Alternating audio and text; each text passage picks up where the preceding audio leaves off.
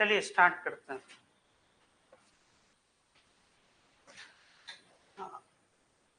International organisation हम लोग कर रहे हैं, उसमें लास्ट क्लास में हम लोग WTO के बारे में देखे। अभी जैसे ये IMF और वर्ल्ड बैंक जो है, ये दो जो हैं, और इसके बारे में आप लोगों को मालूम भी होगा कि इनको ब्रेटन वुड ट्विंस कहा जाता है ना। एक्चुअली हुआ क्या कि जब सेकेंड वर्ल्ड वॉर आता, एक थोड़ा सा इसके बारे में आप लोग को एक ब्रीफ हम दे दें। वर्ल्ड वॉर सेकेंड जब ये मतलब कंक्लूड होने वाला था, तो उस समय तक जैसे आप लोग को मालूम भी होगा कि 1929 ग्रेट इकोनॉमिक डिप्रेशन, तो ये एक वन ऑफ द रीजन था, इकोनॉमिक रीजन आपका सेकेंड वर्ल्ड वॉर का। और सेकेंड वर्ल्ड वॉर के टाइम पे जितनी भी जो शक्तियां थी जब आपस में वो लड़ी, तो अब उसमें क्या हुआ कि एक जाहिर सी बात है कि उनका सबका क्या होगा, एक इकोनॉमिक जो है एक क्राइसिस जो है पूरी दुनिया में ये देखने को मिला।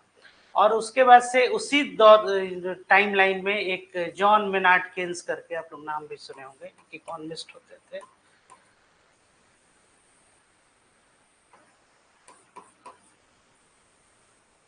ठीक है, JM केन्स, इनकी एक बुक भी काफी फेमस हुई थी उस समय, हाउ टू पे फॉर वॉर, है ना, मतलब युद्ध के लिए कैसे पे करें या फिर कैसे फिनांस जो है ये किया जाए, या और भी जैसे कि जनरल एम्प्लॉयमेंट जो रिसेशनरी जो फेज आता है, तो उसमें उन्होंने सजेस्ट किया था कि गवर्नमेंट एक्सपेंडिचर, पब्लिक एक्सपेंडिचर, इसको आप बढ़ाइए।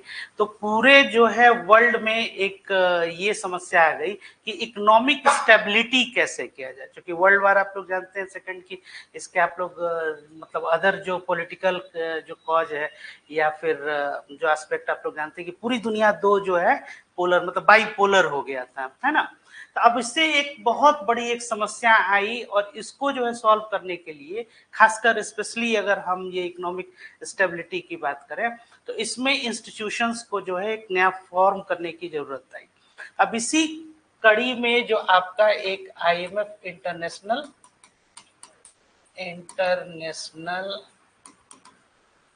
मॉनेटरी फंड, है ना, और एक और आपको वर्ल्ड बैंक जिसको कहते हैं, इसमें और भी बहुत सारे जो है इसमें कंपोनेंट होते हैं, 5 जो हैं अलग अलग जो है, जैसे कि उसमें IDA हो गया, IFC हो गया, IRBD हो गया, मिगा हो गया, ICSID हो गया जो सेटलमेंट। तो ये जो दोनों कहलाए, ये क्या हो गए, ब्रेटन वुड, हाँ, ट्विंस, है ना, ब्रेटन वुड कॉन्फ्रेंस हुआ। तो ये 1944 में क्या था, उस समय 44 कंट्रीज जो हैं वो मिलके वो एस्टेब्लिश की। अब इसमें जो इनकी भूमिका, इन जो इंस्टीट्यूशंस की क्या भूमिका थी, तो जैसे IMF जो है, ये जब आपके यहाँ जब बैलेंस ऑफ पेमेंट क्राइसिस जो आप लोग जान भी रहे होंगे, ये इस तरह से एक माइक्रो इकोनॉमिक स्टेबिलिटी जो है, इसको क्या इस समय ये क्या करता है, ये लोन प्रोवाइड करता है अपने मेंबर्स जो कंट्रीज हैं उनको ये करता है। अब उस समय जैसे एट प्रेजेंट अगर देखिएगा तो 190 जो है वो टोटल आपके इसके IMF के ये मेंबर है, और सबसे लेटेस्ट जो मेंबर उसमें जुड़ा है वो कौन है, एंडोरा करके कंट्री है, उसके पहले नॉर्वे जो था ये आपका जुड़ा। और BOP क्राइसिस एक्सचेंज जो है, उसमें बहुत सारे मैकेनिज्म जो है IMF के ही होते हैं, और जब इंफ्रास्ट्रक्चरल जब डेवलपमेंट करना होता है, वैसे सिचुएशंस में आपको वर्ल्ड बैंक जो है वो जो आपको लोन प्रोवाइड करती है। अब इसमें है कि जब macro economic stability, exchange rate आपका मैकेनिज्म हो गया, प्राइस स्टेबिलिटी जैसे ये लाना है, इसके अलावा ये पॉलिसी मेकिंग और गवर्नेंस पे भी ये क्या करते हैं, ये अपने मेंबर्स कंट्री को ये सजेस्ट करते हैं, मतलब उनको एडवाइजरी जिसको कहते हैं ना, एडवाइजरी रोल में, उसमें भी ये लोग जो है एक रोल प्ले करते हैं। ठीक है, तो आइए देखते हैं इसमें IMF के बारे में। तो देखिए सबसे पहले जो इसमें है कि IMF and the world Bank are two of the most influential global financial institution established at the Bretton Wood conference in 1944।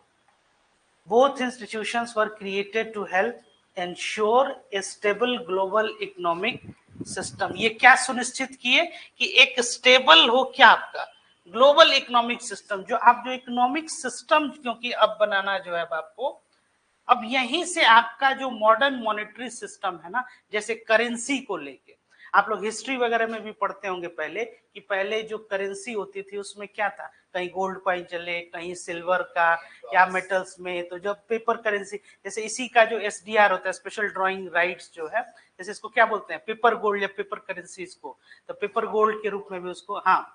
तो अब है कि एक नया मॉनेटरी सिस्टम जो है, मतलब पूरा एक, अभी मॉनेटरी पॉलिसी भी रिसेंटली आप लोग पढ़े, तो उसमें क्या है कि मोनेटाइज्ड वे में, जैसे कि वो एक लीगल टेंडर आपकी करेंसी है, ये कौन बताता है, सेंट्रल बैंक। और जितने सेंट्रल बैंक्स हैं उनको एक कंसल्टेटिव और एक एडवाइजरी या पॉलिसी मेकिंग, कैसे आप जो है गवर्न कीजिए, ये इसमें कौन सजेस्ट करेगा, ये आईएमएफ। ये एडवाइजरी रोल में भी है। और दूसरा इसका क्या रोल होता है कि जब आपके यहाँ बीओपी क्राइसिस हो, बैलेंस ऑफ पेमेंट क्राइसिस हो, तो वो आपको क्या करता है, ये लोन फिनेंस करेगा जो मेंबर कंट्रीज हैं उनमें। दूसरी बात अब आप यहाँ पे आइए कि जैसे अगर इंडिया के कॉन्टेक्स्ट में हम लोग बात करें तो हम लोग वही जो 91 का जो इकोनॉमिक रिफॉर्म्स भी आप लोग जानते हैं, उस टाइम पे हम लोग के यहाँ बीओपी क्राइसिस था और हम लोगों ने लोन लिया।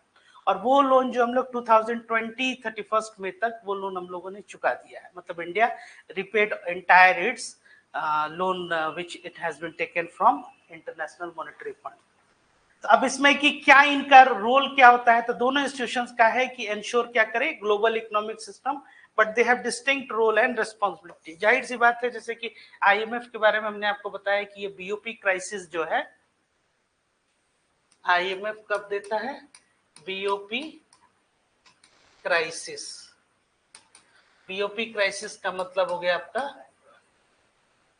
बैलेंस ऑफ पेमेंट्स क्राइसिस, ठीक है। तो इस क्राइसिस के टाइम पे ये, और जो वर्ल्ड बैंक आपका फिनेंस करता है वो क्या है, कोई इंफ्रास्ट्रक्चरल प्रोग्राम या पॉवर्टी एलिवेशन, अगर आप या पॉवर्टी रेडिकेशन के लिए कोई प्रोग्राम अगर आप रन कर रहे हैं, ठीक है ना, तो वैसे सिचुएशंस में।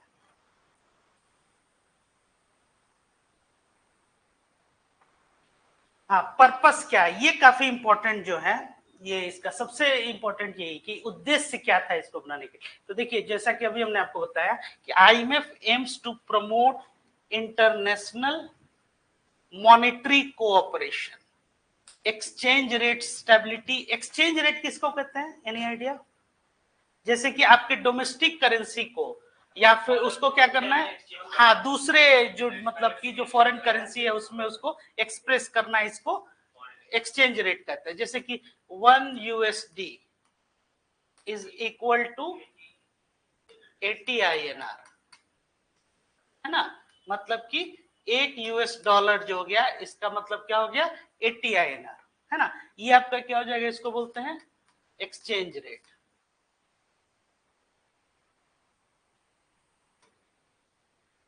मतलब कि आपको $1 को खरीदने के लिए आपको 80 रुपए की जरूरत पड़ेगी आपकी अपनी currency.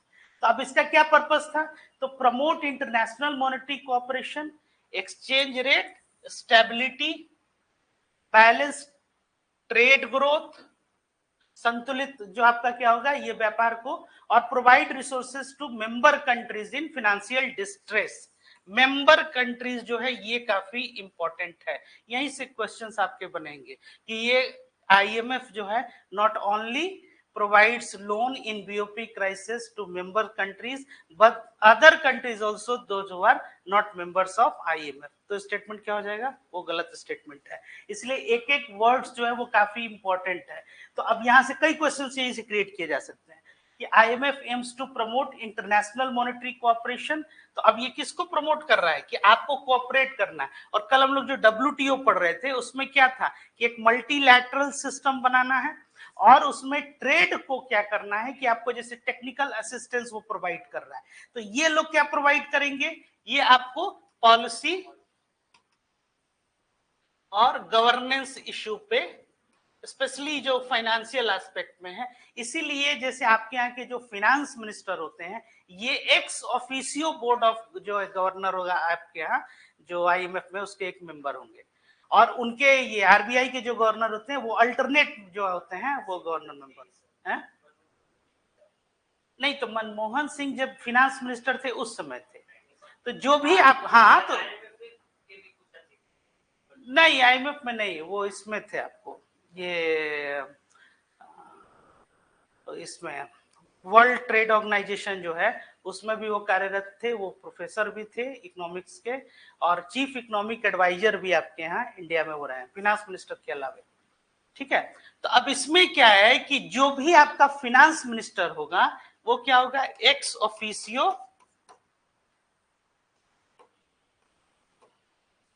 Officio member of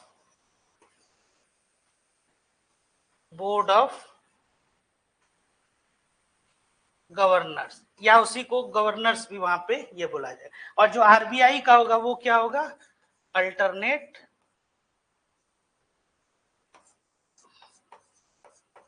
RBI का जो गवर्नर होगा, क्योंकि इंडिया क्या है, इंडिया इसका एक मेंबर है। ठीक है, अब हेडक्वार्टर्स कहाँ इसका, वाशिंगटन डीसी, मेंबरशिप में टोटल 190 कंट्रीज, सबसे लास्ट जो है उसको क्या कहते हैं, एंडोरा। इंडोरा के पहले जो था नॉरो। ठीक है, तो अब ये इसका क्या है कि ये पहले इस्टेब्लिश क्यों किया गया, तो आईएमएफ का जो इस्टेब्लिशमेंट जैसा कि हमने आपको बताया, तो एम क्या करता है कि promote international monetary cooperation, exchange rate stability, balance trade growth and provide resources to member countries in financial distress. अब financial distress it means that BOP crisis, balance of payment crisis. अब balance of payment crisis क्या होता है, इसको समझ लीजिए थोड़ा सा। जो बैलेंस ऑफ पेमेंट होता है,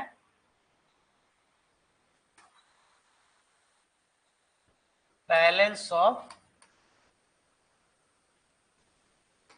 पेमेंट्स, ये क्या होता है, तो ये आपका हो गया, it is a systematic record,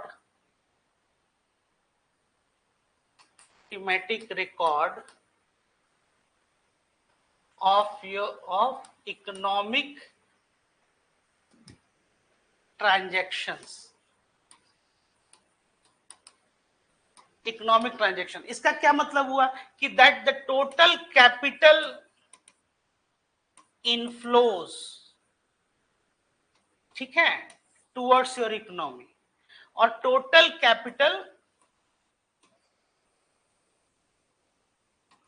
outflows towards your economy. ठीक है, इसी का ये क्या हो गया, एक सिस्टमेटिक रिकॉर्ड हो गया। और जो बीओपी होता है आपका, वो हो गया आपका क्या, capital account plus current account plus official reserves, या इसी को कहते हैं फॉरेन रिजर्व्स।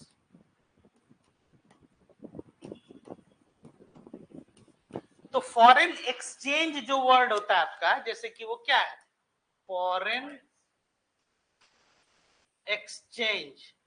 ठीक है, तो ये फॉरेन का ये ले लिया गया, और ये एक्स, इन दोनों को बना के यही वर्ड बन गया क्या आपका, फॉरेक्स।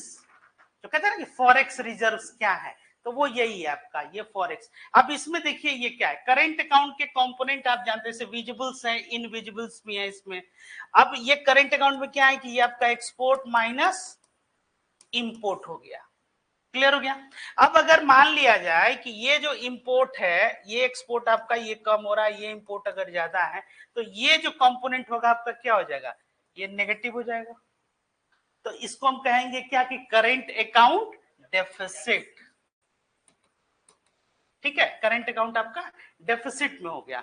तो अब इसको it has to be a constant, balance of payment एक साल में जो भी ये जो आपका फैक्टर है, ये तीन क्या है, ये एडिशन में है इस इक्वेशन में, तो ये फैक्टर आपका नेगेटिव हो रहा है। तो इसको ऑफसेट कौन करेगा, कैपिटल अकाउंट। और कैपिटल अकाउंट आपका क्या है, तो जिसमें आपका फॉरेन डायरेक्ट इन्वेस्टमेंट, एफआईआईज है ना, मतलब आप जो इन्वेस्टमेंट जो बाहर से ला रहे हैं। ठीक है, अब ये जो है इसकी फैक्टरिंग करेगा, मतलब इसको क्या कर रहा है, ऑफसेट कर रहा है। तो ये फैक्टर अगर आपका मान लीजिए ये भी इन्वेस्टमेंट आपके यहाँ नहीं है, क्योंकि मान लीजिए आपके यहाँ फिजिकल पॉलिसी जो है, ये फिजिकल पॉलिसी में अगर आप देखिए तो आपका जो फिजिकल डेफिसिट है वो बहुत ज्यादा अगर है, ठीक है, आपके अदर्स जो डेफिसिट्स हैं वो बहुत ज्यादा है। तो अब है कि जो आरओआई है, आरओआई किसको बोलते हैं, return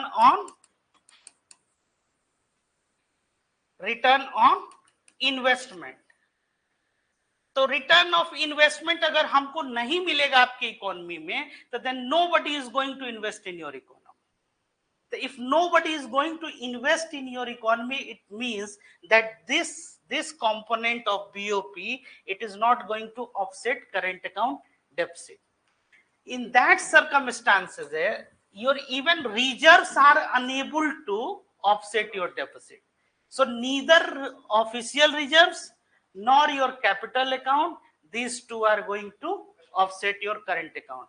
In this situation, it is considered as that there is a BOP crisis in your economy. क्या मतलब हुआ कि even your reserves का क्या मतलब था, ऐसे गुल्लक का पैसा, तो आपके ऊपर कोई कर्ज आ गया, तो आप अपने किसी मित्र से मांगे, तो मित्र जो है देने की स्थिति में नहीं है, वो ये कहेंगे कि भाई पैसा एक दे देंगे तो डूब जाएगा, कहां से लौटाएगा ये।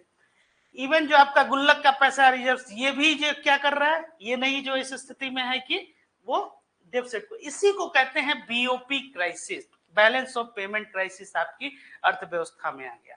और जब ये सिचुएशन होगा तो कौन उसमें फाइनेंस करेगा, the institution international Monetary fund, ठीक है। चलिए, फंक्शंस ऑफ आईएमएफ, ये भी काफी इंपॉर्टेंट है। अब इसमें देखिए ये क्या क्या इनके फंक्शंस हैं। तो सर्विलियंस, तब सर्विलियंस का मतलब क्या हो गया कि ये हाँ निरीक्षण जो है आपका ये कर रहा है, तो इसमें क्या है कि मॉनिटर्स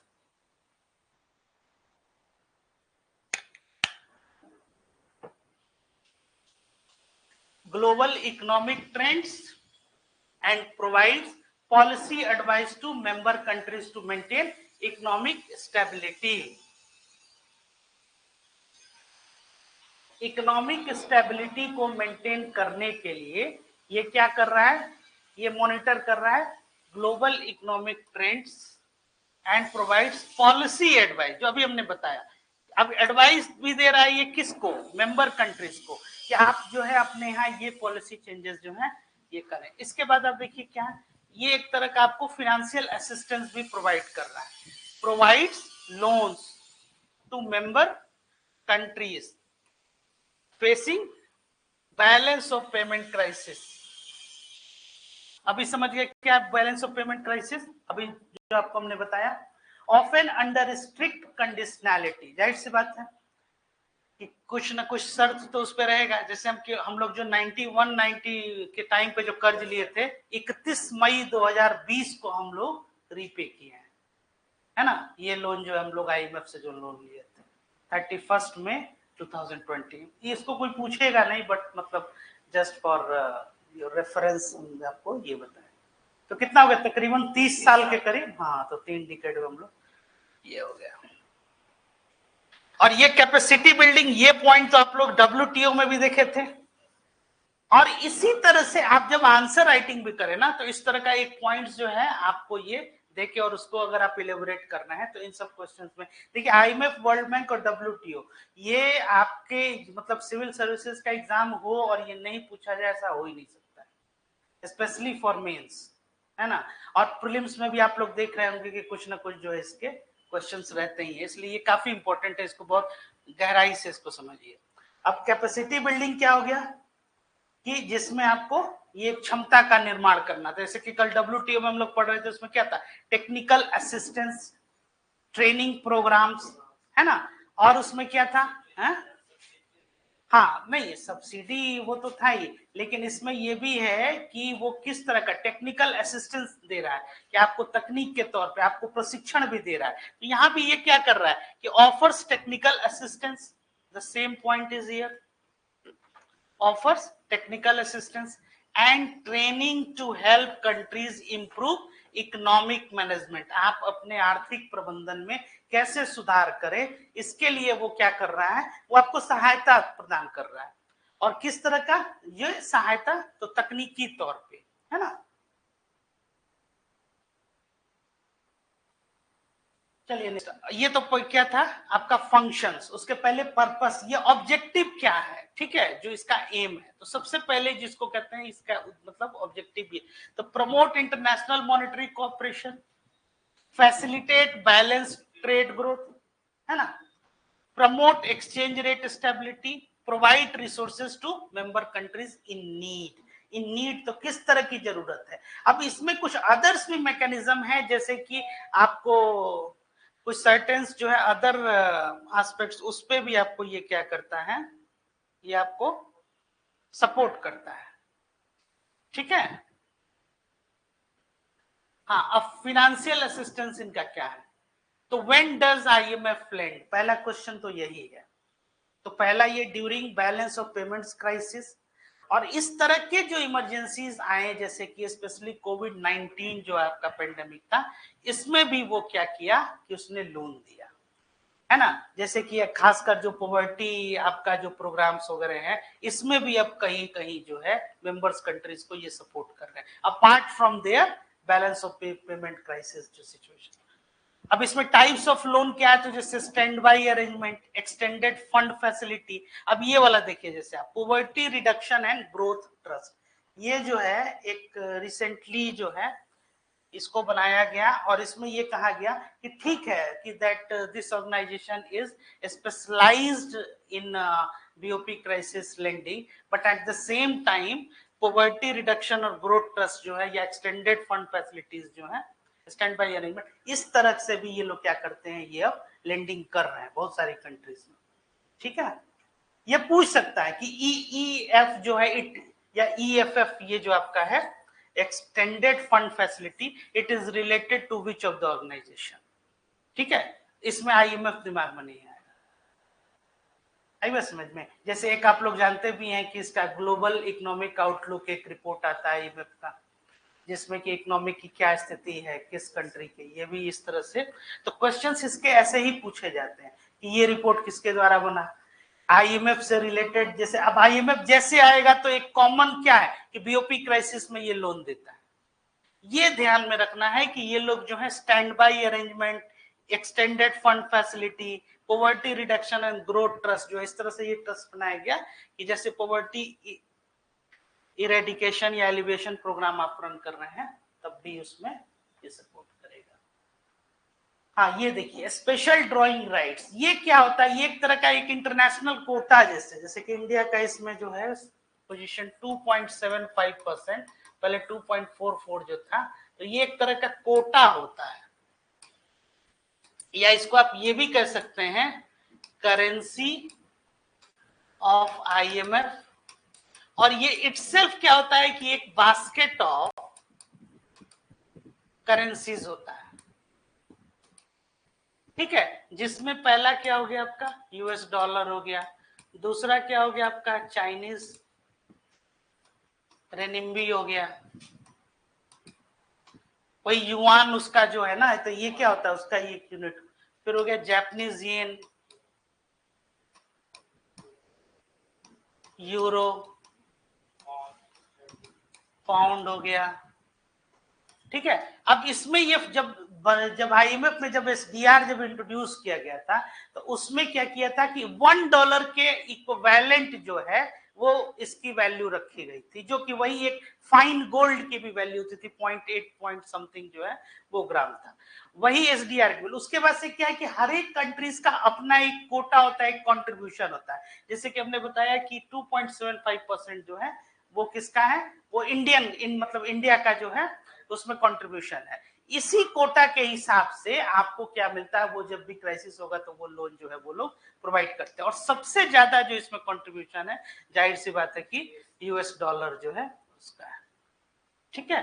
अब what are international reserve asset created by the, वही जो बास्केट ऑफ हमने करेंसी का पर्पस क्या है, supplement member countries officials reserves. Official reserves क्या हो गए, वही फॉरेक्स रिजर्व, और उसके कंपोनेंट क्या होते हैं, तो उसके कंपोनेंट होते हैं आपके जैसे करेंसीज किस में है, आप फॉरेन करेंसीज में जैसे कि यूएस डॉलर में आप रखे हैं, इसके अलावा गोल्ड हो गया, इसके अलावा रिजर्व ट्रांच हो गया, ठीक है, जिसमें सॉवरेन रिजर्व्स वगैरह भी आप ये रखते हैं, तो ये सब ऑफिशियल रिजर्व्स है। रिसेंट एलोकेशन जो है, रिसेंटली आप अगर देखिएगा एसडीआर एलोकेशंस ड्यूरिंग कोविड-19 पैंडेमिक, कोविड-19 के टाइम पे ये क्या है, जैसे कि इसमें भी अब ये तो बहुत बड़ी जो है बीबीसी का थी ना, तो अब इसमें ये एसडीआर जो है इस तरह से ये।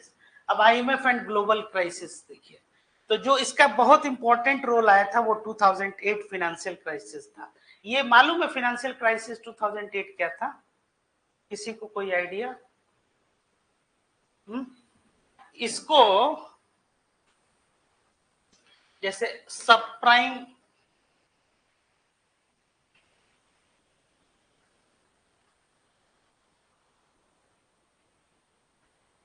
इसको सब प्राइम क्राइसिस भी बोलते हैं, ठीक है। अब इसमें ये क्या था कि जो लेंडिंग हुई थी ना, ये जितने प्रिमिटिव जैसे जो आपके जैसे कि कस्टमर हो गए, और इसको या फिर इसको और भी कहते हैं लीमन ब्रदर क्राइसिस,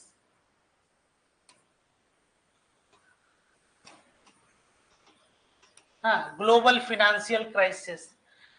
अब इसमें ये जैसे कि नाम ही क्या बता रहा है, ये क्राइसिस क्या है, फाइनेंशियल क्राइसिस। तो जो फाइनेंशियल इंस्टीट्यूशंस थे वो क्या इसमें हुआ था कि जैसे कि यूनाइटेड स्टेट्स ऑफ अमेरिका में क्या था कि जैसे बहुत ज्यादा जो लोन जो है, विशेष तौर पे जो प्रिमिटिव कस्टमर थे उनको होम लोन जो है, होम लोन्स जो है वो प्रोवाइड किया जाए। जैसे कि आज ही आपके यहाँ देखे होंगे कि आधार कार्ड, पैन कार्ड ये सब बन गया, आपके पास आए दिन फोन आता है कि सर ये लोन ले लीजिए, लोन ले लीजिए। यही सिचुएशन 2008 के काफी पहले से, मतलब पिछले मतलब आप समझिए अर्ली 90s या उस समय से, तो क्रेडिट कार्ड ये जो है यूएस में, इसको स्वैप के जरिए भी कि आपके पास फोन आया और आपने क्या, होम लोन लोग जो है प्रोवाइड कर। अब जाहिर सी बात है कि जो कैपिटल है ये क्या है, जितने बैंकिंग या फाइनेंशियल इंस्टीट्यूशन, ये पैसे को जितना ज्यादा जो है, इनका आखिर रियल अर्निंग क्या है, इंटरेस्ट, इंटरेस्ट। तो अब जो लोन ये देंगे तो इस लोन पे इनको क्या मिलेगा, इंटरेस्ट मिलेगा इस एडवांसेस के, और यही इनका एसेट्स होता है। इन लोगों ने क्या किया कि जो लोग भी, जैसे कोई इंप्लॉई है, नॉन इंप्लॉई है, या उसके पास मान लीजिए कि एक नॉर्मल जो है एक बोनाफाइड कोई यही ले लिया जैसे आइडेंटिफिकेशन, उन लोगों ने लोन जो है वो क्या करना शुरू कर दिया कि देना। और इसमें जो क्रेडिट रेटिंग एजेंसीज होती है, जैसे आपके इंडियन कॉन्टेक्स्ट में हम लोग देखेंगे तो जैसे कि क्रिसिल हो गया, इकरा हो गया, और भी बहुत सारे, उस समय फ्रेनी एंड फेनी करके जो है ये कंपनीज थी जो क्रेडिट रेटिंग वो ये प्रोवाइड करती है। जैसे आपके यहाँ यूनिवर्सिटीज में होता है ना कि नैक द्वारा ये सेटिस्फाइड, ये सॉरी सर्टिफाइड है, अब वो आपके यहाँ के जितने करिकुलम सिलेबस है उससे अगर वो सेटिस्फाइड है तो वो ये करेगा कि that we are going to give you a certification. इसी तरह ये लोग जो है ये सर्टिफाई जो है करते गए, और इस सर्टिफिकेशन के बाद से क्या हो गया कि अब लोन जो है कि ये लोग जो, इन लोगों के पास सरप्लस कैपिटल था, अब वो कैपिटल जो है कैसे, जितना ज्यादा वो रोटेशन होगा उस पर वो इंटरेस्ट अर्निंग होगी और इंस्टीट्यूशन जाएंगे, तो लोग जो है ये क्या करने लगे बिना कोलेट्रल के। कोलेट्रल का मतलब होता है कि जैसे हमको लोन देना है एक बैंक के तौर पे, तो हम आपसे कहेंगे कि कोई आप जो है एक अपना कोई संपत्ति आप जो है या कोई एसेट जो है वो हमारे पास रखिए, और एक मॉर्गेज के तौर पे, इसको गिरवी कहते हैं ना, तो मॉर्गेज क्या हो गया, गिरवी। तो अब उस तरह से वो सामान हमारे पास गिरवी हो गया, फिर उसके बाद आपको हम लोन प्रोवाइड करेंगे in the event of any miss happening, ये हमारे पास है। अब इसमें क्या हुआ कि बिना कोलेट्रल भी वो लोगों ने क्या किया, बांटना शुरू कर दिया, और क्या दिया उन लोगों ने, होम लोन। अब होम लोन जो लोग देने लगे तो इस पैसे से लोगों ने क्या किया, जैसे फ्लैट लिया, घर लिया, इसके बाद से, उसके बाद से क्या हुआ कि वो सब कुछ जो है, जब लीमन ब्रदर जो है ये क्राइसिस, मतलब वो क्या हुआ, एक इंस्टीट्यूशन है वो क्या हो गया, क्रैश कर गया। क्रैश करने का क्या मतलब होता है, जब भी आप सुनिएगा कोई स्कैम या क्रैश हो रहा है, क्रैश हो रहा है का मतलब है कि आपके पास हमने पैसा रखा, जैसे पूरा इंस्टीट्यूशन जो है लोगों ने क्या रखा, बहुत सारे इंस्टीट्यूशन भी होंगे, इंडिविजुअल्स भी होंगे, और वो लोग कह रहे हैं कि हमको हमारा पैसा दीजिए। तो जब सारा पैसा, जब आप करेंसी वहां से, जैसे मान लीजिए कि Punjab national bank, state bank of India, यहां से सब लोग अपना अपना पैसा निकाल लेंगे, तो इन बैंक्स के पास क्या रहेगा, इनकी स्थिति क्या हो जाएगी, उसी के, इसीलिए ना कहते हैं कि the institution which takes deposit for the purpose of loan, जो डिपॉजिट ले रहा है लोन के लिए, अब सब लोग कह रहे हैं कि मेरा पैसा दो, मेरा पैसा दो, तो ये क्या हो जाएगा, एक आपके पास जिसको बोलते हैं एक कैओस हो गया, फाइनेंशियल क्या हो गया, कैओस हो गया। और जो लोगों ने निवेश किया था एक छोटा छोटा छोटा छोटा ऐसे बहुत सारे पोर्टफोलियोज के तौर पे वो बने। अब एक जब ये लीमन क्राइसिस जो ब्रदर जो है इसमें से ये क्या हो गया, अब लोग जो है लोन नहीं चुका पा रहे थे या इंस्टीट्यूशंस भी, तो बैंकों के पास, जैसे कि आप लोग सरफेसी एक्ट भी पढ़े हैं 2002 वाला, जिसमें क्या था कि वो एसेट्स को कैसे, प्रॉपर्टी को जब्त करके, ऐसे ही यूएस में क्या हुआ कि लोगों का जो घर था या जितनी बिल्डिंग्स थी वो बैंकों ने क्या किया, जब्त करना शुरू किया। लेकिन उससे क्या होगा, यही बिल्डिंग आप जब्त कर लीजिए तो आप जो है लिक्विड कहां से एसेट उसको कन्वर्ट कीजिएगा, and there is no buyer in that in the market. अब ऑक्शनिंग करते हैं, जैसे आए दिन आप लोग न्यूज़पेपर में भी पढ़ते हैं कि बैंक में इतने कंप्यूटर जो हैं वो ऑक्शनिंग हो रहे हैं, और जो पुराने उनके एसेट जो है वो क्या कर रहा है, मार्केट में उसको जो है डायरेक्ट वो सेल कर रहा है।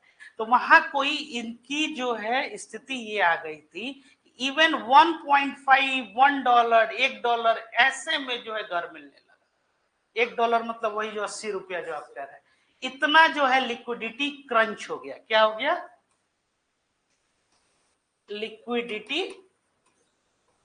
क्रंच, मतलब कि हो गया क्या कि मार्केट में तरलता ही नहीं है, मतलब पैसे का फ्लो ही नहीं हुआ।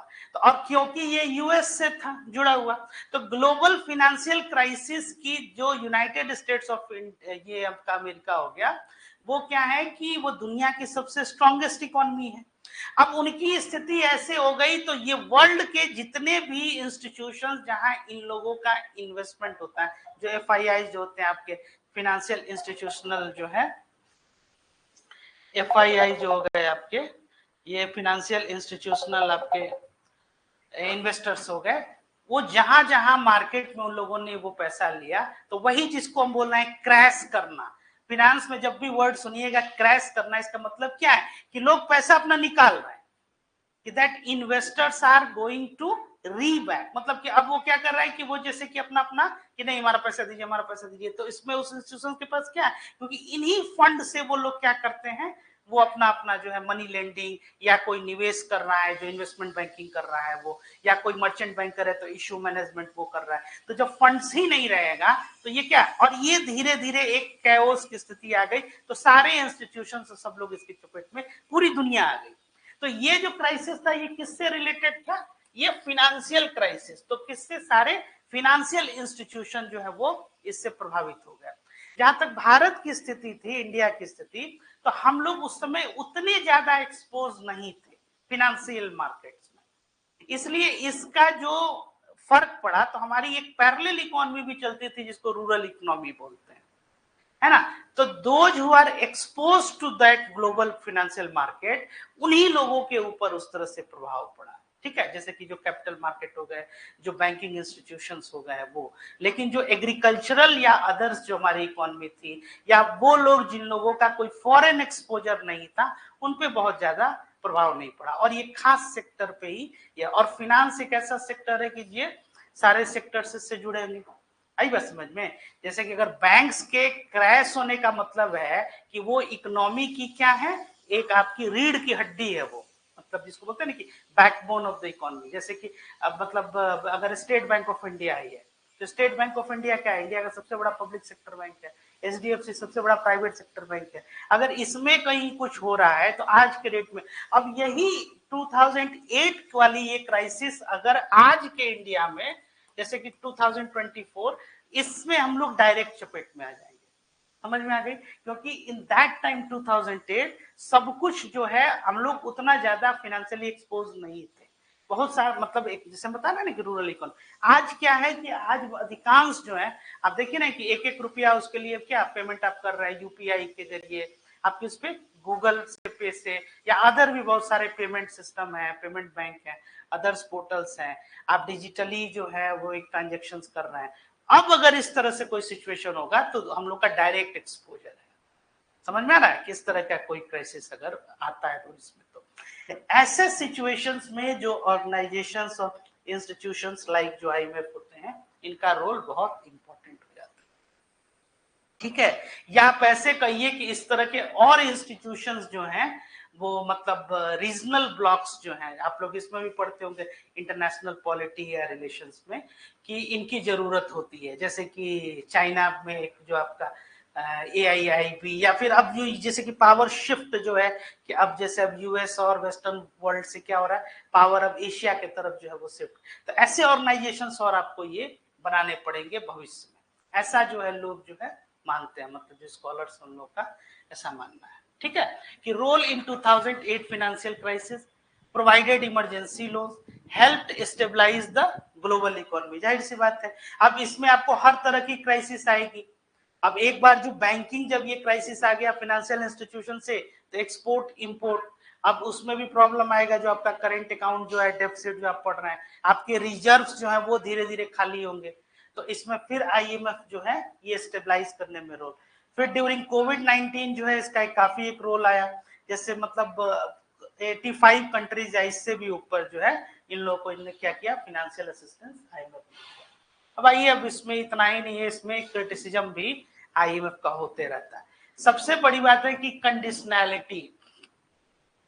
अब ऑस्टेरिटी मेजर्स किसको कहते हैं, जैसे कि वही जो सपोर्ट किया जाता है, जैसे पेंशन के तौर पे, या फिर जो सब्सिडी जो दिया जाता है ना, इस तरह से। अब इनके लिए ये क्या है, ये इम्पोज्ड और लोन कंडीशंस ये देता है। एक तरफ ये कह रहा है कि भाई हम असिस्ट करेंगे आपको जब क्राइसिस में होंगे, लेकिन वो जो है क्या होता है, एक लोन के रूप में होता है, कर्ज के तौर पे होता है। तभी तो जो 91 का क्राइसिस था 2020 तक जो है, और हम लोग क्या है, एक काफी फास्टेस्ट डेवलपिंग जो है नेशन है, और हम लोग चुका पाए, मतलब कि 2020। गवर्नेंस में क्या है कि voting power imbalance favouring developed country. जाहिर सी बात है कि कोटा के आधार पे आप दे रहे हैं, तो आप जो है जो डेवलप्ड नेशन है उनको ज्यादा जो है ये देंगे। और डेवलपिंग नेशन पे क्या इम्पैक्ट है, तो social and economic impacts of IMF programs, है ना। अब इनके जो प्रोग्राम्स होते हैं आपके यहाँ जो डेवलपिंग नेशन पे, इन पे क्या होगा कि IMF या इवन वर्ल्ड बैंक का वो आपको पॉलिसी और गवर्नेंस में जो एडवाइस दे रहा है, वो एडवाइस से ज्यादा वो क्या होता है, इन्फ्लुएंस होता है, कि मतलब अब वो जैसा कहेगा उस तरह से अब आप एक जो है एक प्रोग्राम। हाँ हाँ, वो तो जाहिर सी बात है। इसीलिए एक मतलब एक व्यू ये भी है कि जो इकोनॉमिक रिफॉर्म्स 91 में हम लोग किए, वो ये था, वो सरकमस्टांशियल था, है ना, मतलब कि उस समय की परिस्थिति ऐसी थी कि हमको वही करना पड़ा। हाँ, मतलब कोई चारा नहीं था। तो एक ऐसा नहीं कि हम लोग करना नहीं चाहते थे, हम लोग ओपन करना चाहते थे, लेकिन एक जैसे अभी नहीं करते, बाद में करते, या और पहले भी कर सकते थे, लेकिन वो जो समय था वो हमारी मजबूरी थी, ऐसा ये मानना। हाँ, वो तो जाहिर सी बात है, तो यही तो वहां बताया जा रहा है, इसीलिए तो इसकी क्रिटिसिज्म हो रही है ना, कि एक एंड पे आप कह रहे हैं कि आप सपोर्ट कर रहे हैं, और दूसरे एंड पे आप क्या कर रहे हैं कि हम ये, ठीक है, और जो आपके प्रोग्राम्स है उस पर इनका एक प्रभाव रहता है। अब रिफॉर्म्स क्या है और फ्यूचर चैलेंजेस क्या है, तो एक तो गवर्नेंस रिफॉर्म्स जो है, जिसमें ज्यादा इंक्लूसिव डिसीजन मेकिंग प्रोसेसेस है। ये तो एक सुझाव दिया ही जा सकता है कि इंक्लूसिवनेस हो, कि मतलब कि जो मेंबर्स कंट्रीज जो पार्टिसिपेट कर रहे हैं उनका भी एक व्यू हो, लेकिन होता यही है कि जो डेवलप्ड जो नेशन है या जिनका कोटा ज्यादा है उन्हीं की चलती है, मतलब बहुत अगर इसको इनफॉर्मल वे में कहा जाए तो उनकी उन्हीं की चलती है। बस आप ये समझने के लिए यही पर्याप्त है। पॉलिसी रिफॉर्म्स में देखिए, तो ज्यादा जो है ये फ्लेक्सिबल लेंडिंग टर्म्स को ये बनाने की जरूरत है। Focus on sustainable development, sustainable development आप लोग जो पढ़े हैं, जिसमें से क्लाइमेट उसके लिए भी फंड है उस, हाँ हाँ,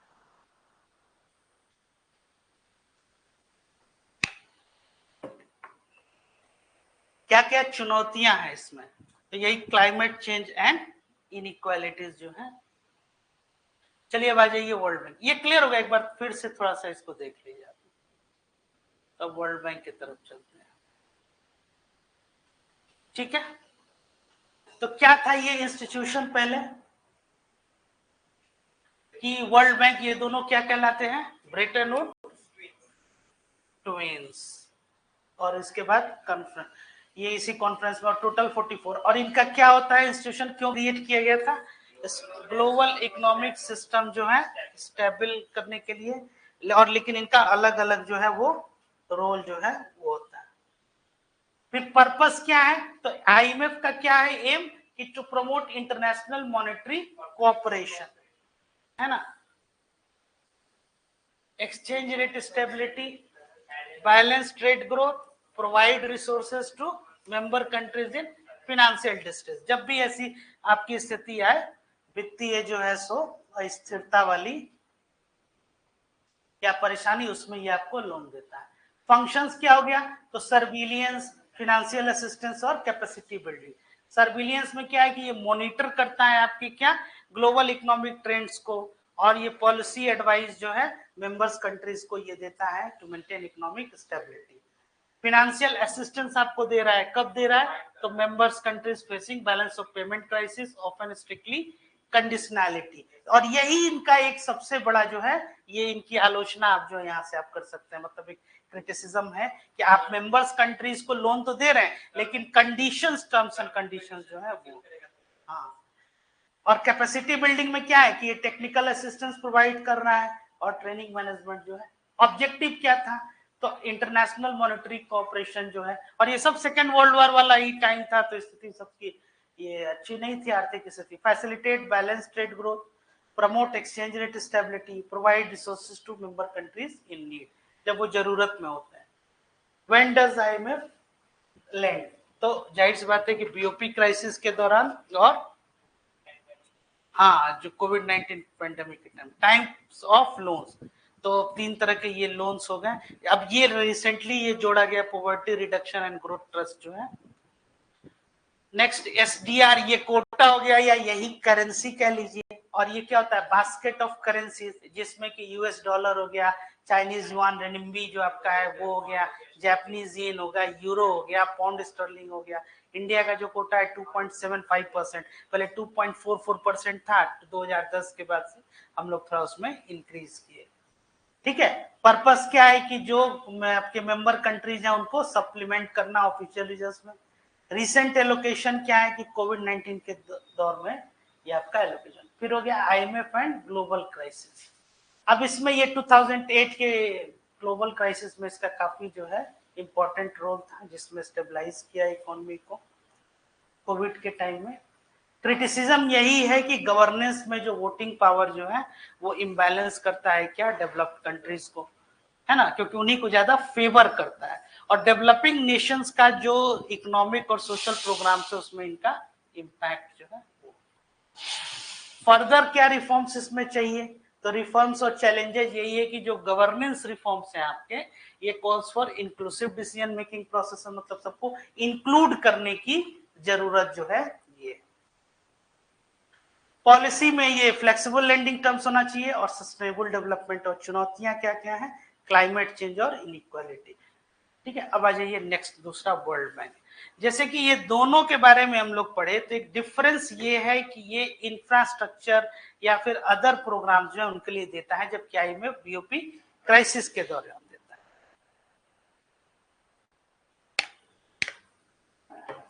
the world bank aims to reduce poverty by providing, अब इनका क्या है, देखिए एक एक वर्ड क्या है ये aim, to reduce poverty by providing financial and technical assistance for development projects. किस तरह का डेवलपमेंट प्रोजेक्ट्स, मतलब कि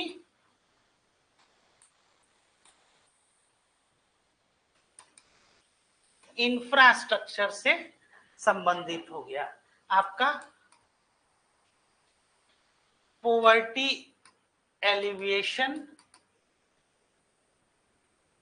स्कीम्स इससे संबंधित हो गया, that can improve economic prospects and quality of life in developing countries. ठीक है, तो ये क्या हो गया, यही पर्पस है वर्ल्ड बैंक का। और हेडक्वार्टर्स जाहिर सी बात है कि वॉशिंगटन डीसी जो है, और ये जो दोनों जो बने थे ब्रिटेन और कहाँ पे, न्यू हैम्पशायर जो था वहां पे, ठीक है, वो भी यूएस में। और ये structure, the world bank group comprises 5 institutions. इसमें क्या है, ये हो गया पहला आपका आईबीआरडीए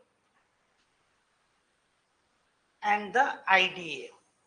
ये जो मेन, इनफैक्ट इन्हीं दो को वर्ल्ड बैंक कहा जाता है। वर्ल्ड बैंक जो है एक ग्रुप हो गया 5 इंस्टीट्यूशंस का, लेकिन उसमें भी अगर कॉमनली आप कहिएगा तो ये जो दोनों हो गया, जैसे ये डेवलपमेंट इंफ्रास्ट्रक्चर इसके लिए भी देता है, आईडीए जो हो गया आपका डेवलपमेंट एसोसिएशन हो गया, उसमें एक आईएफसी है, वो प्राइवेट ऑर्गेनाइजेशंस को भी लोन देता है ना, जो इसमें फाइनेंशियल कॉर्पोरेशन जो हो गया, ये ध्यान में रखने की ये बात है।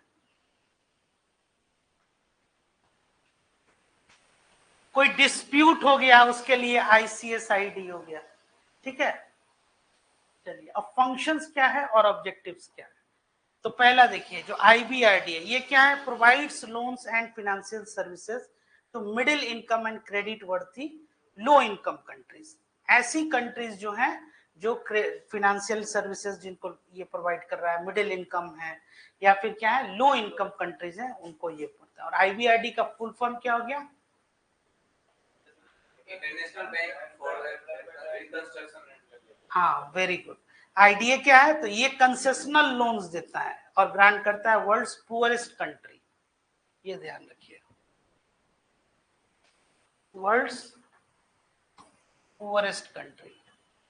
आईएफसी क्या हो गया, तो प्रमोट्स प्राइवेट सेक्टर इन्वेस्टमेंट, यही हम जो बोल रहे थे कि इवन प्राइवेट सेक्टर जो है इनको, यहीं से क्वेश्चन आपका बनेगा कि वर्ल्ड बैंक जो है ये आपको केवल नेशंस जो है इन्हीं को लोन देता है, किसी प्राइवेट ऑर्गेनाइजेशन को, दो स्टेटमेंट को ये मर्ज करके। तो ये जब आप क्लैरिटी रहेगी तो आप इसको आसानी से कर सकते हैं।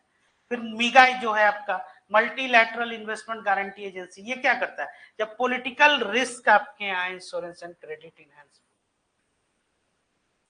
और ये सेटलमेंट और इन्वेस्टमेंट डिस्प्यूट, कभी भी आपके पास कोई, जाहिर सी बात है कि जैसे ही आप कोई इंटरेक्शन, कोई ट्रांजेक्शन, कोई रिलेशनशिप जब होगा, डिस्प्यूट तो होना ही है। बिना डिस्प्यूट के, अगर डिस्प्यूट नहीं हो रहा है, कॉन्फ्लिक्ट नहीं हो रहा है, तो इसका मतलब डेवलपमेंट नहीं हो रहा है। भाई 4 लोग रहेंगे तो 4 तरह की बात करेंगे, 4 तरह की बात करेंगे हैं? हाँ मतलब सही गलत की हम बात नहीं कर रहे हैं, क्योंकि फिर जैसे ही सही गलत हम कहेंगे तो क्या हो जाएगा, हम जजमेंटल हो गए, हम वो अथॉरिटी नहीं है। बात समझ में आ रही है। तो मतलब 4 एक अलग अलग जो क्या है एक आइडिया आया, अब उसमें है कि अब जाहिर सी बात है, ये कहेंगे कि मेरा आइडिया बेहतर है, ये कहेंगे कि मेरा आइडिया बेहतर है ना। तो अब उसमें से कॉमन कुछ लेना है, तो डिस्प्यूट तो होना ही है। तो इस डिस्प्यूट को कौन जो है इसको सेटल करेगा, तो international centre for settlement of investment dispute. तो ये क्या करता है, investment dispute investors and states जो है। क्लियर हो गया। चलिए comparison between IMF and world bank. IMF क्या है, ठीक है। अब फोकस क्या करना है ये, तो macro economic stability and crisis management, provide short term financial assistance, deals with exchange rate, international payments and fiscal issues. एकदम एग्जैक्टली वही पॉइंट्स है जो आपके एग्जाम्स में ऑप्शंस के रूप में रहेंगे। वर्ल्ड बैंक क्या है, तो focus long term economic development, property reduction. एक दोनों में अगर मेजर, अगर आपसे डिफरेंस पूछा जाए तो ये जो पहला आपका पॉइंट है, ये उस बात को उसकी पुष्टि करता है कि that it focuses on macroeconomic stability and crisis management, whereas world bank focuses on long term economic development and poverty reduction. ये आपका एक सबसे मूलभूत दोनों में द फंडामेंटल डिफरेंस हो गया। It provides long term loans and grants, deals with, वही जो हमने आपको बताया, infrastructure, education, health and other development projects, ठीक है। और जब भी डेवलपमेंट प्रोजेक्ट्स पे खर्च आदमी करता है, किस फेज में, when you are there in recessionary phase. Recessionary phase था तो क्या हमने बताया था कि that invest more in projects. Projects मतलब कौन सा, ये गवर्नमेंट प्रोजेक्ट, और इसी को हम लोग क्या कहते थे, पब्लिक एक्सपेंडिचर या गवर्नमेंट एक्सपेंडिचर। तो गवर्नमेंट एक्सपेंडिचर जब आप बढ़ाते हैं तो उससे क्या होता है, एग्रीगेट डिमांड का इक्वेशन याद कीजिए, हाँ, जैसे आपका कंजम्पशन, इन्वेस्टमेंट, गवर्नमेंट एक्सपेंडिचर, और जो आपका नेक्स्ट था EX माइनस। हाँ, तो अब ये जो इक्वेशन है आपका, तो that you are trying to increase this G public expenditure, तो आउटपुट जो आपका है ये क्या कह रहे हैं कि इफ कंजम्पशन इज इंक्रीजिंग, तो कंजम्पशन जब अगर बढ़ रहा है तो कंजम्पशन इज इंक्रीज, तब आपका आउटपुट बढ़ रहा है। तो मान लीजिए टेकिंग अदर कांस्टेंट, कंजम्पशन आपने किया, इन्वेस्टमेंट भी आपने क्या रहा, ये भी मान लीजिए कि जो आपके यहाँ इन्वेस्टमेंट आ रहा है उसमें बहुत बढ़ोतरी नहीं हो रही है, तो ऐसे सिचुएशन में आप अगर ये, और एक्सपोर्ट भी चलिए मान लिया कि एक तरह से आपके यहाँ कांस्टेंट है, तो इस सिचुएशन में गवर्नमेंट एक्सपेंडिचर आप इंफ्रास्ट्रक्चरल या जो प्रोजेक्ट्स है, जितना ज्यादा डेवलपमेंट पे आप ये काम कीजिएगा तो ये क्या हो जाएगा आपका। अच्छा, ठीक ऐसे ही डिमांड पुल इन्फ्लेशन जो आप लोग पढ़े थे, वो कब बढ़ेगा बताइए, अगर ये public expenditure, government expenditure consumption को बढ़ाने लगे इरेस्पेक्टिव ऑफ डेवलपमेंट को, तब जो है क्या हो जाएगा, इन्फ्लेशनरी प्रेशर होगा। जैसे कि 5,000 रुपया सबके बैंक अकाउंट में हम डाल दें, और एक कह रहे हैं दूसरा कि आप लोग कोई एक्टिविटी में इन्वॉल्व होइए and then we are going to give you 5,000, तो which one is going to create more value in your economy? Obviously the second one, because the first one will create inflation towards your, ठीक है? नहीं, उससे नहीं, उसमें इसमें मान लीजिए कि आप कुछ हुनर सीख रहे हैं, तो हुनर सीख रहे हैं तो क्या हो रहा है कि आपकी एक वैल्यू भी तो बढ़ रही है ना, तो now you will be, you are valuable, तो वैल्यूएबल होगा तो या आप कोई प्रोडक्ट आप कुछ बना रहे हैं, है ना, तो इसीलिए इसमें वर्ल्ड बैंक जो है ये क्या कर रहा है कि infrastructure, education, health and other development projects जो है, और इससे अगर आप ये लोन लेके डेवलपमेंट एस्पेक्ट पे कर रहे हैं तो ये, और यहाँ ये क्या कर रहा है कि provide short term financial assistance, तो जब फॉरेन एक्सचेंज में, एक्सचेंज रेट में कोई प्रॉब्लम हुआ, बीओपी क्राइसिस सिचुएशन में आईएमएफ आपको, क्लियर है ना तक? कोई क्वेश्चन? हाँ, इस क्रिटिसिज्म और क्या है रिफॉर्म, तब देखिए आईएमएफ क्रिटिसाइज जो है आपको बताई दी अभी की, जो ये ऑस्टेरिटी मेजर्स और लोन कंडीशन जो है, और इसमें वही अनइक्वल जो है voting power favouring richer nation या डेवलप्ड नेशन, कोटा पे ये निर्भर करता है। नेक्स्ट है कि रिफॉर्म्स क्या है, तो calls for more inclusive governance and flexible lending practices. क्या चाहिए इसके लिए, बहुत ज्यादा इंक्लूसिव गवर्नेंस की जरूरत है, और जो लेंडिंग प्रैक्टिसेस जो है। वर्ल्ड बैंक में क्या है, criticise for environmental and social impacts of project, concern about effectiveness of aid and its alignment with local needs, जो लोकल नीड्स है इसको ध्यान में रखते हुए रिफॉर्म्स क्या करना है, तो emphasis on sustainable development and greater stakeholder engagement, ऐसा कि जो स्टेक होल्डर जो है ना वो ज्यादा से ज्यादा बढ़े, और सस्टेनेबल डेवलपमेंट के जो गोल्स आप लोग पढ़े हैं उस पे जो है क्या करना है, इनको ज्यादा ये फाइनेंस करने की। चलिए कुछ क्वेश्चंस हैं,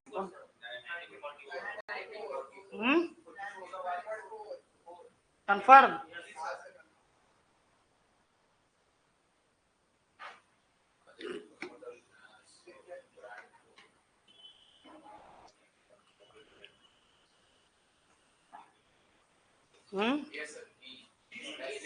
क्या है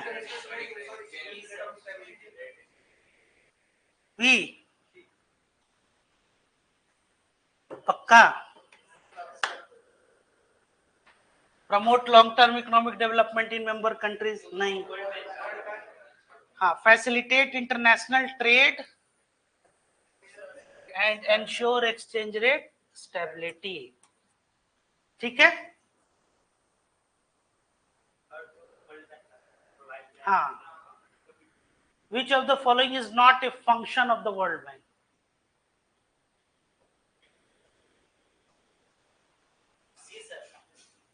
Maintaining international monetary cooperation,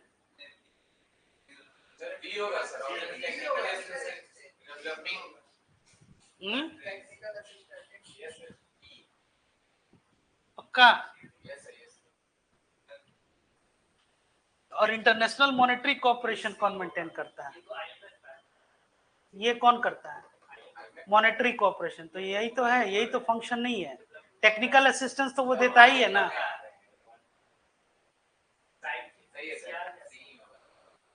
monetary cooperation का मतलब हो गया कि वही आपका मॉनेटरी स्टेबिलिटी, प्राइस स्टेबिलिटी।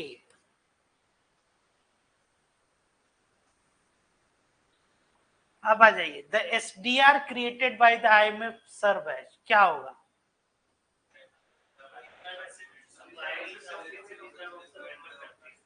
एक currency used in international trade, सही है कि गलत है? आप सही। बास्केट ऑफ करेंसीज वो होती हैं, लेकिन और क्या होता है, वो कोटा है। तो एक reserve asset to supplement the official reserves of member countries, सही है सब में। हाँ,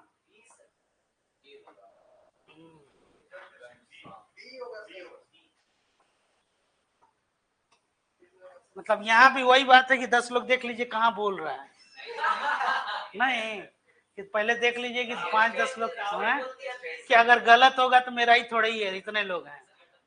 एक आदमी अकेले बोलेगा तो वो एक बहुत बड़ा रिस्क लेता है कि भाई अगर सब गलत हो गए तो हम तो that I am the intelligent one, तो रिस्क भी उसमें उतना ही है, रिवॉर्ड भी उतना ही है कि सारे गलत हो गए हम सही हो गए, है ना। और इसमें क्या है कि जो सबसे कंजर्वेटिव प्लेयर है, अच्छा चलो कोई बात नहीं, दिलासा दे देगा कि सबका गलत है ना। जब तुक्का ही लगाना है तो सेफ प्ले जिसको बोलते हैं, जिसको मेजोरिटी जो है, हम ही थोड़े ही गलत हुए, सब लोग गलत हो गया, ठीक है। 5 नाम बोलिए। एक minute, IBRD, IDA, IFC, मीगा, ICSID, ठीक है। ये और इनका जो फुल फॉर्म जो है ये पूछ सकता है, मतलब जो स्टेट सिविल सर्विसेज में ये पूछता है इसका फुल फॉर्म। ध्यान दिए कि एजेंसी होगा कि एसोसिएशन होगा, नॉर्मली यही पूछता है, मीगा और ICSID, ठीक है। और ये पूछ देता है कि IDA जो है ये किसका पार्ट है ना। और उसके बाद पहला ऑप्शन दे देगा IDBI। IDBI क्या है? Industrial development bank of India. और वर्ल्ड बैंक जो है उसमें नीचे ऑप्शन में रहेगा, तो आप वहां तक पहुंचिएगा तब तक आप कलर कर चुके होते हैं।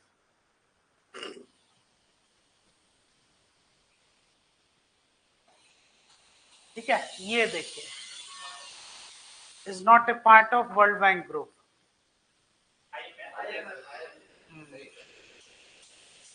अब इसमें वही जो है कि जिसको ज्यादा समझ में आ रहा है वो ये बोलेगा नहीं सर, तो पहला ही लाइन बताए थे कि ब्रेटन वुड ट्विंस है, और उसके बाद से वो IMF पे टिक भी किया और उसके बाद से जस्टिफाई भी कर रहा है अपना आंसर कि नहीं ये ब्रेटन वुड कॉन्फ्रेंस से है, जो इंस्टीट्यूट जो ये एग्जाम ले रहा है वो गलत है, उसका आंसर गलत है। हाँ, नहीं तो ऐसा ऑप्शन देना ही नहीं चाहिए उसको, ये भी जो है लोग, तो इसलिए जो होता है ना कि काफी दिमाग से, मतलब जनरलाइज्ड वे में सोचना, which of the following institution is not a part of the world bank group.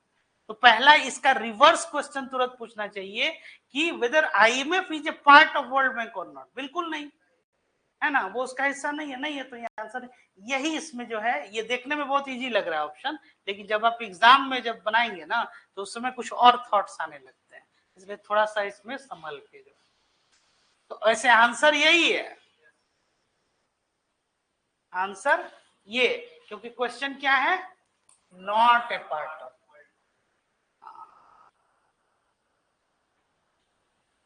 ठीक है, चलिए नेक्स्ट। ये है कि न्यूयॉर्क है? Washington DC। ये भी क्वेश्चन जो है इजी क्वेश्चन है, लेकिन इसमें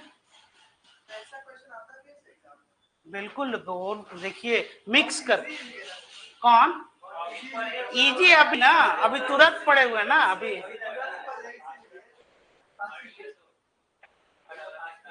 अभी चैप्टर पढ़ा है तुरंत, इसीलिए ताकि वो इंस्टॉल हो जाए ब्रेन में। अभी सिर्फ 2 दिन पहले जो हम पूछे हुए हैं इसमें, ये जुडिशरी का क्वेश्चन अभी हम लिखते हैं 2-4, देखिए एकदम इजी क्वेश्चन। अच्छा क्वेश्चन अभी बताइए, पूछ ही देते हैं इजी क्वेश्चन। नहीं ये बताइए, एक सेकंड आप लोग रुकिए, इन्हीं को बताने दीजिए। ये हाई कोर्ट के जो जजेज होते हैं ना, इनका जो पेंशन होता है वो कहाँ चार्ज होता है, कंसोलिडेटेड फंड ऑफ इंडिया में कि कंटिजेंसी फंड ऑफ इंडिया में? जैसे कंसोलिडेटेड जो फंड होता है स्टेट्स में, जो मतलब ये कंसोलिडेटेड फंड ऑफ इंडिया और कंसोलिडेटेड फंड ऑफ स्टेट है ना, तो जो राज्यों का जो कंसोलिडेटेड फंड है उसमें तो इनका जो ये हाई कोर्ट के जज की जो सैलरी होती है ना, वो कहाँ चार्ज होती है? और पेंशन हाई कोर्ट के स्टेट जो होते हैं ना, कि वो पेंशन और ये कहाँ होता है बताइए? बहुत इजी क्वेश्चन है?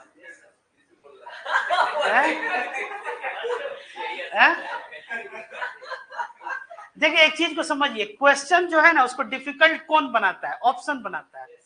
अगर यही आपसे पूछ दिया जाए कि आईएमएफ जो है कब स्टैब्लिश हुआ था, और आपको ऑप्शन ऐसे दिया जाए 1940, 41, 1942, 1943, 1944, 1945, इस तरह से अगर ऑप्शन दे दिया जाए आप कंफ्यूज हो जाइएगा। हाँ, तो आप एग्जैक्ट अगर नहीं जान रहे हैं तो हाँ, इसीलिए क्वेश्चन इजी है और वो नहीं, ऐसा नहीं कि जो स्टेटमेंट में बहुत बड़ा जो स्टेटमेंट होता है आपको क्वेश्चन, आप हमको कोई भी क्वेश्चन पिछले 10 साल के अंदर में दिखाइए जो एक पैराग्राफ या फिर मुश्किल से 7-8 लाइन का हो और वो क्वेश्चन डिफिकल्ट हो, हो ही नहीं सकता है। उसमें है कि लोग पढ़ ही नहीं पाते हैं कि टाइम नहीं है, इतना बड़ा है छोड़ भागो, ये ऑप्शन भी उतना बड़ा। जब आप ध्यान से देखिएगा उसमें 1-2 कीवर्ड्स है, वही से चूज करना है, और वो शाउट कर रहा है कि that I am the answer. समझ में आ रही है बात? यहां भी वही चीज है कि जो इजी क्वेश्चन दिखता है उसमें which of the following is incorrect या नॉट करेक्ट। ये धीरे धीरे the world bank provides concessional loan and grants to the world's poorest countries for which institution, ये बताइए, तो ये बता दीजिए, अभी बताए भी हैं कंसेशनल लोन किस, अब हो गया आप लोगों में, कोई और बोल रहा है आईबीआईडी की आईडीए, आईडीए कंसेशनल लोन लिखे हैं स्टार्ट में। हाँ, concessional loan and grants to the world, यही तो कंसेशनल लोन जो है, किसको, ये कैसे प्रोवाइड? आईडीए, आईडीए का जो था उसमें बताया, यही चीज है।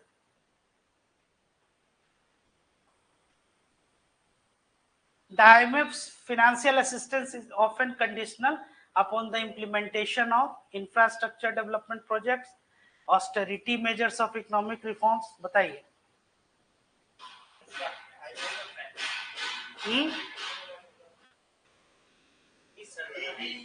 यही इसका क्रिटिसिज्म भी था।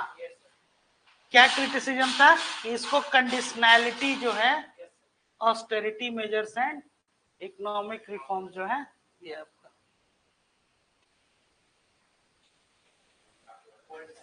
ये बताइए ये क्या है, दोनों में कौन सा जो है एक रिलेशनशिप को डिस्क्राइब कर रहा है?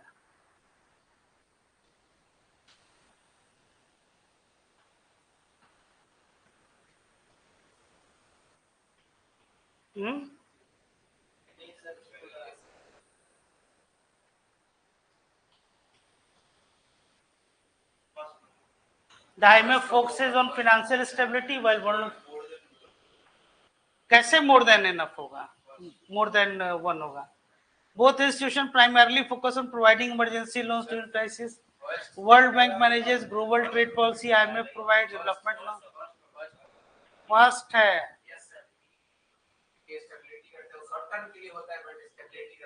हाँ, ये क्वेश्चन कैसा है? कंफ्यूजन किया, यहाँ आ सकता है ना, है? अभी तुरंत पड़े हुए नहीं, तो इसमें से ज्यादा जो है मालूम है कौन सा ऑप्शन आएगा? 90% लोग या तो किसमें, सी पे कोई नहीं जाएगा, बी पे या डी पे, हम बता रहे हैं, हाँ वेरी गुड, बोथ लिखा हुआ है ना, तो वो ये कहेगा लोग अगर आपका नहीं नॉलेज है उस समय, ए और सी को तो सबसे पहले हटा दो, इन्हीं दोनों में से कोई एक है, ये पढ़ेंगे भी लोग नहीं,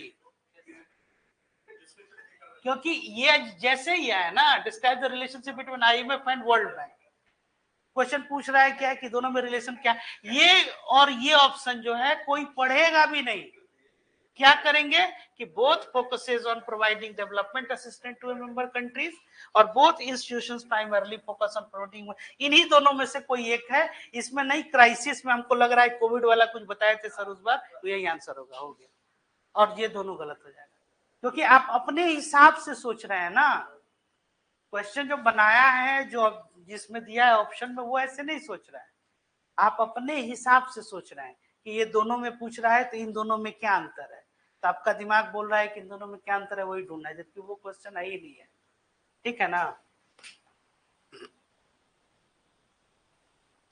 चलिए नेक्स्ट, ये दो क्वेश्चन है, इस पे थोड़ा सा रिएक्ट कीजिए लोग। Discuss the role of IMF in addressing, इसको बल्कि नोट भी कर लीजिए, इसको आप लोग लिखिएगा, ये जो आईएमएफ जो है addressing global financial crisis and how IMF role evolved in recent years particularly in the context of कोविड-19 पैंडेमिक, और इसमें क्या है, compare and contrast roles of IMF and world bank in global financial system, how do their functions complement each other in promoting global economic stability, इस चीज को समझिए, word यहाँ पे यूज किया जा रहा है कॉम्प्लीमेंट, और ये दोनों क्वेश्चंस जो है मोर और लेस काफी जो है सिमिलैरिटीज को भी प्रदान कर रहे हैं, जैसे ये ठीक है, ये कोविड और एक सर्टेन सिचुएशंस के बारे में ये बोला जा रहा है, लेकिन इसमें ये जो कह रहा है कि ये दोनों ऑर्गेनाइजेशन एक दूसरे को कॉम्प्लीमेंट कर रहे हैं, कॉम्प्लीमेंट का क्या मतलब हो गया ना, मतलब कि एक में जो कमी है उसको दूसरा पूरा कर रहा है, मतलब they don't compete each other, बल्कि दोनों क्या कर रहे हैं, कॉम्प्लीमेंट ईच अदर, ठीक है, मतलब एक दूसरे को क्या कर रहा है कि एक की कमी अगर है, तो अब जैसे कि आईएमएफ का जैसे आप लोग समझे कि वो क्या है कि बैलेंस ऑफ पेमेंट क्राइसिस, ऐसे सिचुएशन में वो क्या कर रहा है, हाँ शॉर्ट टर्म वो लोन प्रोवाइड कर रहा है, फाइनेंशियल असिस्टेंस प्रोवाइड कर रहा है, इकोनॉमिक स्टेबिलिटी को प्रोवाइड कर रहा है, मेंबर्स कंट्रीज को ही ये देता है, ये तय है।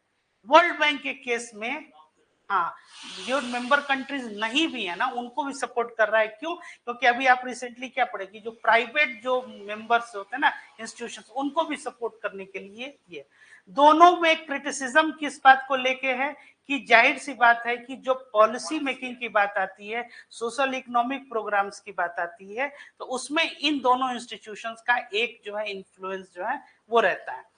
तो एक और पक्ष उसमें क्या था कि जो डेवलप्ड नेशंस हैं या जो रिच जो नेशंस हैं या जिनका कोटा जितना, और ये कंडीशनैलिटी जो है वो लोन पे वो ज्यादा है, इस संदर्भ में जब आप देखिएगा तो इनका ये क्या है, जैसे कि आईएमएफ का जो रोल है कि आप वो कैसे कोटा के अगेंस्ट में ये दे रहा है, और ये लॉन्ग टर्म जो है ये लोन दे रहा है, तो एक के कमी को क्या कर रहा है, दूसरा कॉम्प्लीमेंट कर रहा है, ठीक है। इसके अलावे और आप देखिए कि जो इकोनॉमिक स्टेबिलिटी को मेंटेन करने की जहां तक बात आती है, या फिर जैसे कि इसमें भी इमरजेंसी लोन्स, या एक और आया इसमें कि रैपिड आपका जो है, जैसे एक रैपिड फाइनेंशियल इसमें इंस्टीट्यूशन, मतलब कि रैपिडली जो है आपको लोन जो है एक असिस्टेंस जो है एक इंस्ट्रूमेंट इसमें ये डेवलप किया गया आईएमएफ में भी, है ना। तो अब है कि जरूरत जब आपकी हुई, या फिर जो पुअरेस्ट कंट्री है उनमें इंफ्रास्ट्रक्चर डेवलपमेंट जो है इसके संदर्भ में वो दिया जाने लगा, तो इस तरह से जब आप देखिएगा तो ये एक दूसरे को क्या कर रहे हैं, कॉम्प्लीमेंट कर रहे हैं, ठीक है। इसके अलावा क्रिटिसिज्म और रिफॉर्म्स चैलेंजेस भी है, जैसे कि क्लाइमेट जो है इसको लेके, सस्टेनेबल डेवलपमेंट को लेके है, हाँ इन्वायरमेंट को लेके, और जो ये लोग लोन दे रहे हैं स्पेशली आईएमएफ के बारे में, तो जो कंडीशनैलिटी है इसको क्या करना है, एक फ्लेक्सिबिलिटी के साथ जो है ये प्रेजेंट करना है, ये सब पॉइंट्स डाल के आप इसको ये लिख सकते हैं। तो एक कंपेयर भी करना और एक कॉन्ट्रास्ट रोल्स जो है ये आपको बताना है, ठीक है। वही 250 वर्ड्स में जो है, और यही क्वेश्चंस रहते हैं, इसी तरह से क्वेश्चंस आपको।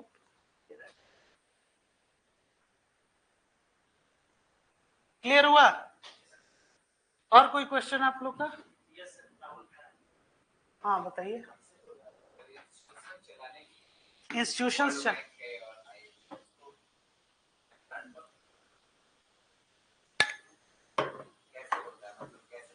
अभी समझाए ना, कोटा क्या है, इंडिया का 2.75%।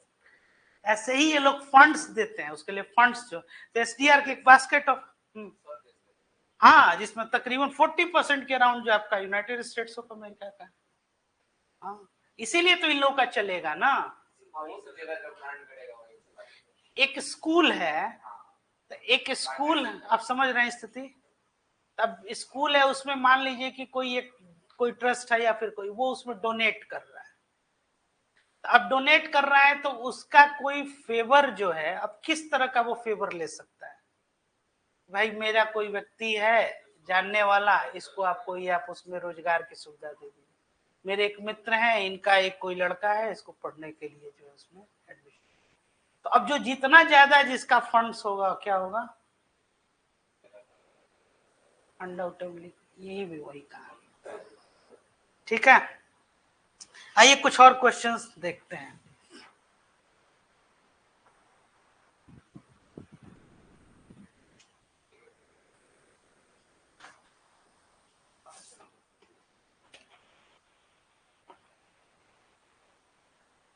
देखिए ये क्वेश्चन जो है आपको पूछा गया है,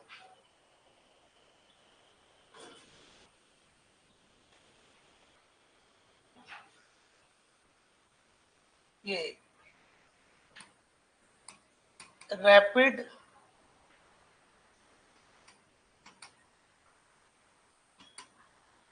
फाइनेंसिंग इंस्ट्रूमेंट है ना, and rapid credit facility,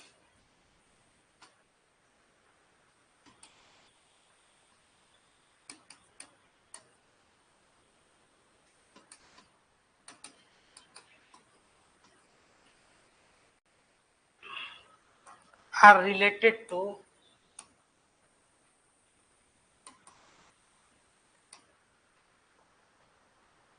the provisions of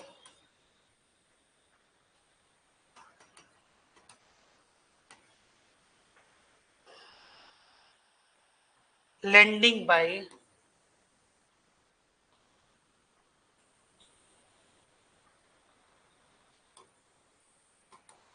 which one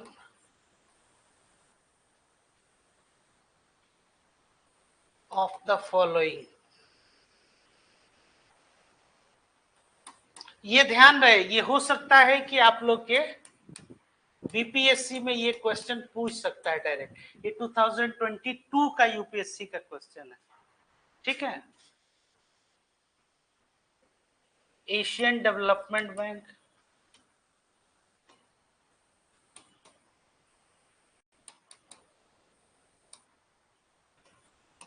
दूसरा हो गया आपका आईएमएफ, तीसरा हो गया आपका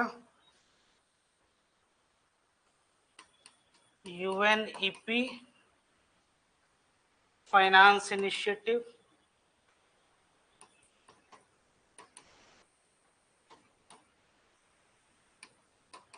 चौथा हो गया आपका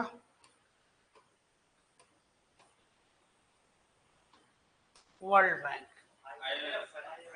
आईएमएफ है ये क्या हो गया, ये मेंबर्स कंट्रीज को जो है, हाँ मतलब कि अचानक से अगर वो नीड में आ गए, है ना, तो ये रैपिड फाइनेंस इंस्ट्रूमेंट जो है या रैपिड क्रेडिट फैसिलिटी जो है ये आईएमएफ प्रोवाइड करता है। तो इसी तरह के क्वेश्चंस है, जैसे एक काफी फेमस क्वेश्चन आप लोग जानते भी हैं, जैसे ग्लोबल फाइनेंशियल स्टेबिलिटी रिपोर्ट हो गया, या फिर आपका ये वर्ल्ड इकोनॉमिक आउटलुक जो है ना, ये जो है आपका इशू ये करता है, हाँ नहीं IMF, world economic outlook, normally लोग डब्ल्यूईएफ जो है उसको ये कर देते हैं, वर्ल्ड इकोनॉमिक फोरम, है ना, तो ये ध्यान में आपको ये रखना है। ठीक है,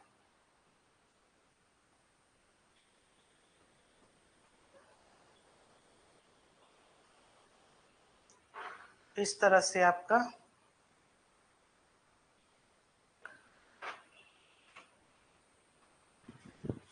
चलिए नेक्स्ट एक और क्वेश्चन है।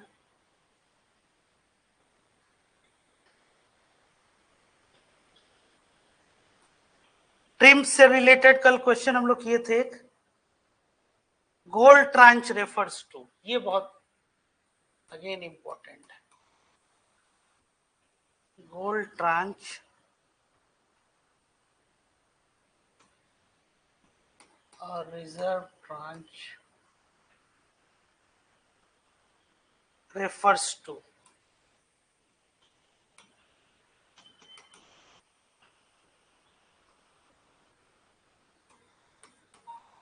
a loan system of the World Bank.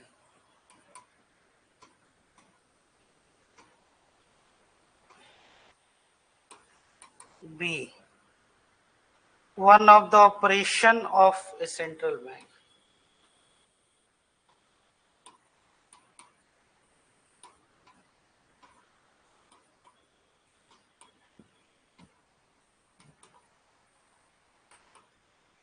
Central bank. A credit system granted by WTO to its member.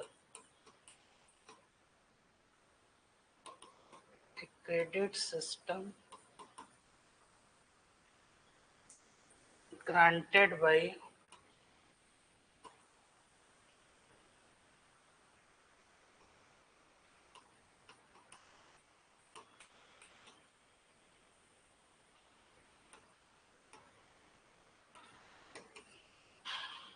a credit system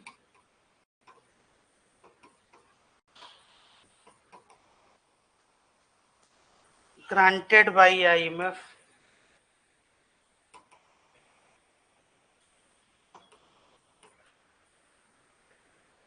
to its members.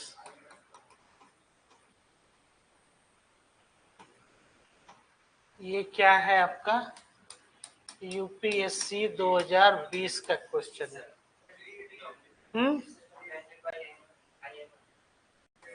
हाँ जाहिर सी बात है, जब आईएमएफ पढ़ रहे हैं तो क्वेश्चन कहाँ से वर्ल्ड बैंक का आएगा, नहीं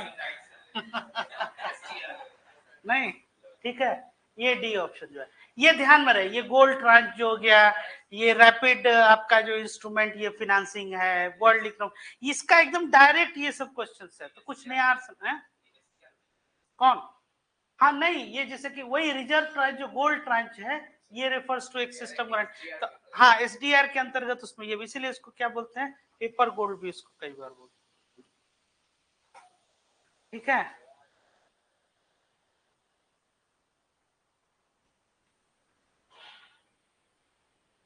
चलिए नेक्स्ट जो है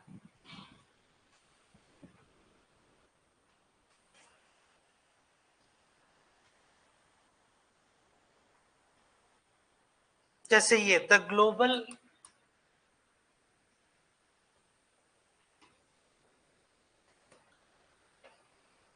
कॉम्पिटिटिवनेस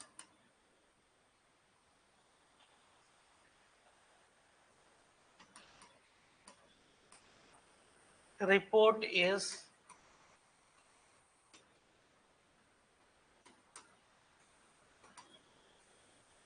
published by IMF, दूसरा UNCTD,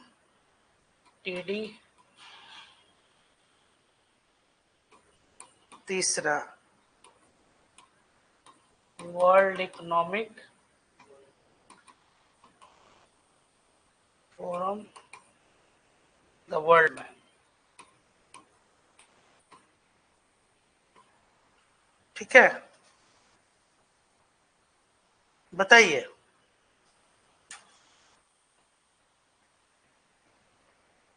यूपीएससी 2019, बताइए लोग, ग्लोबल कॉम्पिटिटिवनेस जो है हुँ? कौन है? हमको मालूम था वर्ल्ड इकोनॉमिक फोरम,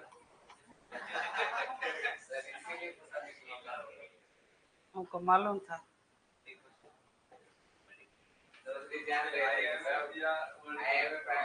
अरे हम ही ना पढ़ा रहे हैं, कुछ भी है तो इतना तो मालूम ही है ना आप लोग के बारे में। फिर पता कुछ नहीं था। हाँ? ये भी क्या है, एक फोरम टाइप बना हुआ है जिसमें वर्ल्ड के सारे जो हैं ये लोग जाते हैं, गवर्नर्स लोग जो सेंट्रल बैंक के, है ना। इसी को कहते हैं कि everyone is shooting in the dark, मतलब सब लोग अंधेरे में तीर चला रहा है, ये नहीं तो वो नहीं तो वो, ऐसे ही जो है।